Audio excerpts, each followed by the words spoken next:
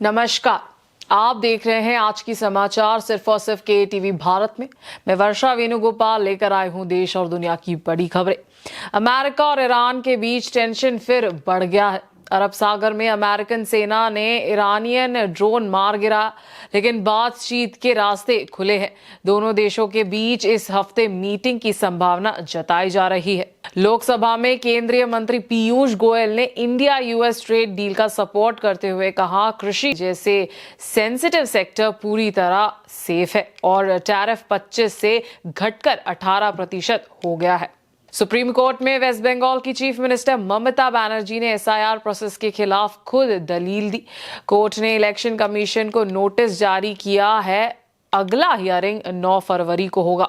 सांसद के बाहर राहुल गांधी और मंत्री रवनीत सिंह बिट्टू के बीच तीखी नोकझोंक, मामला सियासी बहस का मुद्दा बन गया है। अब दक्षिण की तरफ रुख करते हैं। कर्नाटका के धारवाड़ में विकास कार्यों का इंस्पेक्शन, जल जीवन मिशन और हेल्थ सर्विस की रिव्यू। वहीं एक्साइज मिनिस्टर आरबी तिम्मापुर पर करप्शन के आरोपों से सियासी घमासान तेज। और बेंगलुरु में बिजनेसमैन सीजे रॉय की मौत की एसआईटी जांच शुरू, पॉलिटिकल बयानबाजी जारी। समाचार और गहराई से जानने से पहले आज की सुर्खियां जान लेते हैं। इंडिया यूएस ट्रेड डील का असर, शेयर बाजार में 5400 करोड़ की फॉरेन बाइंग से जबरदस्त उछाल। मणिपुर पर खरगे का हमला, वास्को ड गामा 11 महीने में आए, पीएम को 2 साल लगे। सूरज बना खतरा, आईएसआरओ की चेतावनी, सोलार स्टॉर्म से रेडियो ब्लैकआउट और सैटेलाइट सिस्टम पर संकट। व्हाट्सएप प्राइवेसी पर सुप्रीम कोर्ट सख्त, सीजेआई का मेटा को अल्टीमेटम, डेटा से खिलवाड़ नहीं मानना तो एग्जिट इंडिया। अब समाचार विस्तार से। सबसे पहले देश और दुनिया की खबरें। अमेरिका और ईरान के बीच टेंशन एक बार फिर बढ़ गया है, लेकिन बातचीत का रास्ता अभी बंद नहीं हुआ है। अमेरिकन प्रेसिडेंट डोनाल्ड ट्रंप ने कहा है कि ईरान के साथ बातचीत जारी है ताकि गल्फ रीजन में हालत को शांत किया जा सके। इसी बीच अमेरिकन सेना ने अरब सागर में एक ईरानियन ड्रोन को मार गिरा है। यह drone American aircraft carrier USS Abraham Lincoln की तरफ तेज गति से बढ़ रहा था। अमेरिका के सेंट्रल कमांड यानी सेंटकॉम के मुताबिक ड्रोन जहाज के बहुत करीब आ गया था, जिसके बाद सिक्योरिटी के लिए उसे मार गिराया गया। ट्रंप ने व्हाइट हाउस में कहा कि अमेरिका और ईरान के बीच बातचीत अभी चल रही है, लेकिन उन्होंने जगह नहीं बताई। उन्होंने ईरान को चेतावनी देते हुए कहा कि अगर हालत बिगड़े तो अमेरिका फिर से सख्त कार्रवाई कर सकता। वहीं ईरान के प्रेसिडेंट मसूद ने अपने फॉरेन मिनिस्टर को निर्देश दिया है कि अमेरिका के साथ न्यायपूर्ण और सम्मानजनक बातचीत की जाए, लेकिन बातचीत देश हित में होनी चाहिए। ड्रोन गिराए जाने के बाद हॉर्मुज स्ट्रैट में एक अमेरिकन शिप के साथ भी टेंशन की स्थिति बनी, जहां ईरानियन बोट्स पर धमकी देने का आरोप लगा है। इन सब के बावजूद दोनों देशों के बीच बातचीत होने की संभावना बनी हुई है।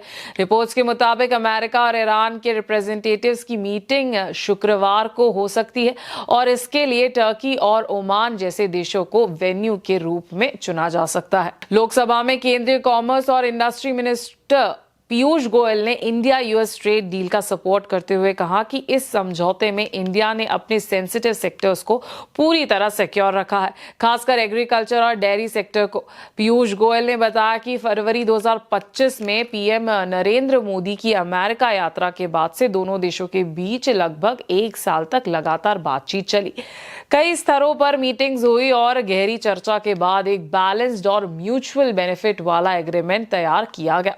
उन्होंने कहा कि बातचीत के दौरान इंडिया ने ये इंश्योर किया कि एग्रीकल्चर, डेयरी जैसे इंपॉर्टेंट सेक्टर्स पर कोई नुकसान ना हो, जबकि अमेरिका ने भी अपने कुछ सेंसिटिव सेक्टर की सुरक्षा की। गोयल ने कहा कि एग्रीमेंट विकसित भारत, आत्मनिर्भर भारत, मेक इन इंडिया और डिजाइन इन इंडिया जैसे कैंपेन्स को मजबूती देगी। इससे इंडियन एक्सपोर्टर, एमएसएमई सेक्टर और स्किल्ड प्रोफेशनल्स को अमेरिकन मार्केट में नए मौके मिलेंगे। टैरिफ को लेकर गोयल ने बताया कि 2 फरवरी 2026 को पीएम मोदी और America American president Donald Trump की बातचीत के बाद अमेरिका ने इंडिया पर टैरिफ 25% से घटाकर 18% कर दिया है, जो कई अन्य देशों के मुकाबले कम है। गवर्नमेंट ने साफ किया कि इस डील में एनर्जी सिक्योरिटी और इंडिया के नेशनल इंटरेस्ट को प्रायोरिटी दी गई है। आज सुप्रीम कोर्ट में वेस्ट बंगाल की चीफ मिनिस्टर ममता बनर्जी खुद पेश हुई और उन्होंने स्टेट में चल रही स्पेशल इंटेंसिव रिवीजन यानी SIR प्रोसेस के खिलाफ अपनी पिटीशन पर दलील दी। ये मामला चीफ जस्टिस CJI सूर्यकांत की अध्यक्षता वाली बेंच के सामने सुनवाई में आया। ममता बनर्जी ने इलेक्शन कमीशन पर आरोप लगाया कि SIR प्रोसेस जल्दबाजी में नॉन ट्रांसपेरेंट और अनकॉन्स्टिट्यूशनल तरीके से की जा रही है, जिससे लाखों लोगों के वोटिंग राइट से छीनने का खतरा है। उन्होंने कहा कि लॉजिकल डिस्क्रिपेंसी कैटेगरी यानी LD लिस्ट को अब तक ऑनलाइन पब्लिक नहीं किया गया, जिससे लोगों को अपनी सफाई देने का मौका नहीं मिल पा रहा।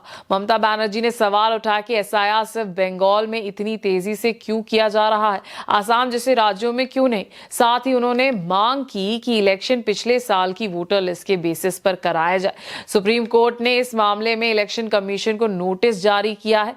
खासकर बंगाल में माइक्रो ऑब्जर्वर्स की अपॉइंटमेंट को लेकर कोर्ट ने केस की अगली हियरिंग 9 फरवरी को तय की है। न्यू दिल्ली में संसद भवन के बाहर आज उस वक्त सियासी माहौल गर्म हो गया जब कांग्रेस लीडर राहुल गांधी और केंद्रीय मंत्री रवनीत सिंह बिट्टू आमने सामने आ गए। ये घटना संसद के मकर द्वार के बाहर हुई, जहां कांग्रेस MPs PM नरेंद्र मोदी के खिलाफ प्रोटेस्ट कर रहे थे। इसी दौरान रवनीत बिट्टू वहां से गुजर रहे थे। तब राहुल गांधी ने उन्हें देखकर कहा, हेलो भाई मेरे गद्दार दोस्त, चिंता मत करो, तुम वापस कांग्रेस में आ जाओ। राहुल गांधी ने उनसे हाथ मिलाने की कोशिश भी की, लेकिन रवनीत बिट्टू ने हाथ मिलाने से इनकार करते हुए पलटवार किया और राहुल गांधी को देश का दुश्मन कह दिया। इस बयान के बाद वहां मौजूद MPs के बीच शोर शराबा शुरू हो गया। इसके बाद दोनों नेता संसद भवन के अंदर चले गए। घटना के बाद बीजेपी लीडर्स ने राहुल गांधी के बयान की कड़ी निंदा की। वहीं कांग्रेस ने इसे पॉलिटिकल स्टेटमेंट बताया। फिलहाल ये मामला सियासी बहस का बड़ा मुद्दा बन गया है। अब जरा नजर डालते हैं दक्षिण की ओर। कर्नाटका के धारवाड़ डिस्ट्रिक्ट के धारवाड़ तालुक में जिला पंचायत के chief executive officer Bhuvnesh Patil ने विकास कार्यों का इंस्पेक्शन किया। उन्होंने आमनी भावी और हेबली ग्राम पंचायत का दौरा किया। आमनी भावी में उन्होंने जल जीवन मिशन के तहत चल रही पेयजल योजना की रिव्यू की। यहाँ DBOT यानी design built operate and transfer model पर बनाए पेयजल यूनिट का इंस्पेक्शन किया और गांव में पानी सप्लाई की जानकारी ली।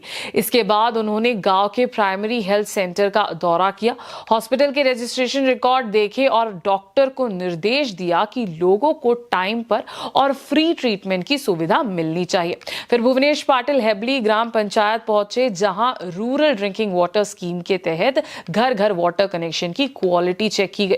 उन्होंने water meter, regular water supply, pipeline work, road repair और वाटर क्वालिटी टेस्टिंग किट से टेस्टिंग की रिव्यू की। इस दौरान उनके साथ तहसीलदार HS Uggar, taluk panchayat executive officer Gangadhar और रूरल ड्रिंकिंग वाटर डिपार्टमेंट के इंजीनियर और अन्य अधिकारी मौजूद रहे। कर्नाटका की पॉलिटिक्स में इस वक्त बड़ा बवाल मचा हुआ है। कर्नाटका के एक्साइज मिनिस्टर RB तिम्मापुर पर करप्शन के सीरियस आरोप लगाए गए हैं। ऑपोजिशन पार्टीज BJP और JDS का कहना है कि एक्साइज डिपार्टमेंट में लगभग 6000 करोड़ रुपए के घोटाले का मामला है और इसके लिए मिनिस्टर जिम्मेदार है। इसी मांग को लेकर असेंबली में लगातार प्रोटेस्ट हो रहे हैं और मिनिस्टर के रेजिग्नेशन की मांग की जा रही है, लेकिन मिनिस्टर RB तिम्मापुर ने सभी आरोपों को पूरी तरह से खारिज कर दिया है। उन्होंने कहा कि ये आरोप पूरी तरह पॉलिटिकल कॉन्स्पिरेसी है और उनके खिलाफ कोई सॉलिड प्रूफ नहीं है। तिम्मापुर का साफ कहना है कि अगर ऑपोजिशन एक भी प्रूफ पेश कर दे तो वो खुद रेजिग्नेशन देने को तैयार है। इस मामले में कर्नाटका गवर्नमेंट की तरफ से मिनिस्टर प्रियंक खरगे भी तिम्मापुर के सपोर्ट में सामने आए हैं। प्रियंक खरगे ने BJP पर निशाना साधते हुए कहा कि ऑपोजिशन सिर्फ पॉलिटिक्स कर रहा है, लेकिन आज तक कोई पक्का सबूत नहीं दिखा पाया। उन्होंने कहा कि अगर सबूत है तो उन्हें असेंबली या लोकायुक्त के सामने पेश किया जाए। वहीं BJP ने प्रोटेस्ट तेज कर दिया है। पार्टी MLAs ने विधान सौदा के अंदर रात भर धरना दिया और मिनिस्टर के रेजिग्नेशन की मांग दोहराई। अब पूरा मामला असेंबली में पॉलिटिकल क्लैश का रूप ले चुका है और कर्नाटका की पॉलिटिक्स में ये इशू लगातार गरमाया हुआ है। कर्नाटका में बिजनेसमैन सीजे रॉय की बेंगलुरु में हुई मौत को लेकर पॉलिटिक्स तेज हो गई है। कर्नाटका के होम मिनिस्टर जी परमेश्वरा ने कहा कि इस मामले की जांच का अगला कदम central finance minister Nirmala Sitharaman के फैसले पर डिपेंड करेगा। उन्होंने साफ कहा कि अभी ये कहना बहुत जल्दी होगा कि सीजे रॉय ने इनकम टैक्स डिपार्टमेंट के प्रेशर के कारण सुसाइड किया है। उन्होंने बताया कि स्टेट गवर्नमेंट ने इस मामले के लिए एसआईटी यानी स्पेशल इन्वेस्टिगेशन टीम बना दी है जो जांच शुरू कर चुकी है। Team family members, close associate और ऑफिशियल के स्टेटमेंट्स रिकॉर्ड करेगी। सीजे रॉय जो कॉन्फिडेंट ग्रुप के चेयरमैन थे 30 जनवरी को अपने बेंगलुरु ऑफिस में डेड पाए गए। पुलिस के मुताबिक इनकम टैक्स और रेड के दौरान उन्होंने खुद को गोली मारकर सुसाइड की। इस इंसिडेंट के बाद पॉलिटिकल कंट्रोवर्सी भी बढ़ गई है। केरला के चीफ मिनिस्टर पिनराई विजयन ने जुडिशियल इंक्वायरी की मांग की है और पूरे मामले को सीरियस बताया। अब सबकी नजरें इस पर है कि सेंट्रल गवर्नमेंट आगे क्या फैसला लेती है। तो ये थी आज की ताजा खबरें। देश और दुनिया में हर पल बदलती स्थिति पर नजर रखना बेहद जरूरी है। हम आप तक लाते रहेंगे सही और भरोसेमंद अपडेट्स। मैं वर्षा वेणुगोपाल आपसे विदा लेती हूँ। देखते रहिए केटीवी भारत। धन्यवाद।